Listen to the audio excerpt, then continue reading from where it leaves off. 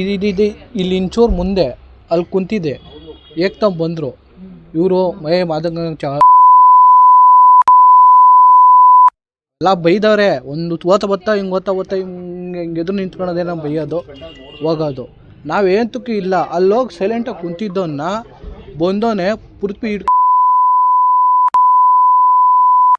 ಆ ಕಡಿಕೆ ಎಳ್ಕೊಂಡೋಗ್ಬಿಟ್ಟು ಈ ಥರ ಒಂದು 4 ಜನ ಅಣ್ಣ ಸೇರ್ಕೊಂಡು ಹಿಂಗೆ ಹೊಡಿತಾರೆ ನಮಗೆ. ನಾವೇನಣ್ಣ ಮಾಡಿದ್ದು?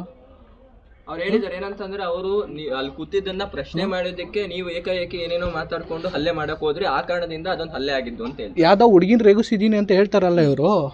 ಇಲ್ಲಿ ನಮ್ಮ ಅಕ್ಕ ಇವ್ರಿಗೆ ಬಂದು ಹೇಳೋಕ್ಕಾಗಲ್ವಣ್ಣ?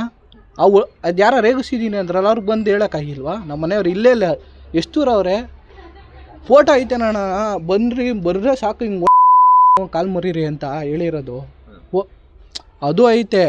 ಅಲ್ಲಿ ಕರ್ಕೊಂಡೋಗಿ ಬಿಡ್ತಾನೆ ಇಲ್ಲ. ಅಮ್ಮ ಕೂರ್ಲು ಹಿಡ್ಕೊಂಡು ಹಿಂಗೆ ಎದೆ ಮೇಲೆ ಕೂತ್ಕೊಂಡು ಕಲ್ಲೆ ತಕ್ಕೋ ಬಿಡ್ಬೇಡ ಕಲ್ಲಕ್ಕೆ ತಕ್ಕಂತಾರಲ್ಲ. ನಾನೇನಣ್ಣ ಮಾಡಿದ್ದೆ? ಏನು ಕೂಡ ಅವರೊಂದು ವಿಡಿಯೋನ ಬಿಟ್ಟಿದ್ದಾರೆ. ಏನಂತಂದ್ರೆ, ಒಂದು ಜಗಳ ಆಡ್ಬೇಕಾದ್ರೆ ನೀವು ಕೆಟ್ಟದಾಗಿ ಸನ್ನೆಗಳನ್ನ ಮಾಡಿರೋದು, ಕೆಟ್ಟದಾಗಿ ಅವ್ರಿಗೆ ಬೈದಿದ್ದೀರಾ ಅನ್ನೋ ಒಂದು ಆರೋಪ ಮಾಡಿದ್ದಾರೆ ಅವರು. ಇಲ್ಲಿ ಮನೆಯಲ್ಲಿ ಅವತ್ತು ಒಂದು ಜಗಳ ನಡೀತಿತ್ತು. ಕತ್ತುಪಟ್ಟೆ ಹಿಡ್ಕೊಂಡು ಅಂತ ಮಕ್ಕಳು ಈಕ್ಳು ಎಲ್ಲ ಹೊಡ್ಯಾಕೆ ಬರ್ತಾರೆ ನನಗೆ.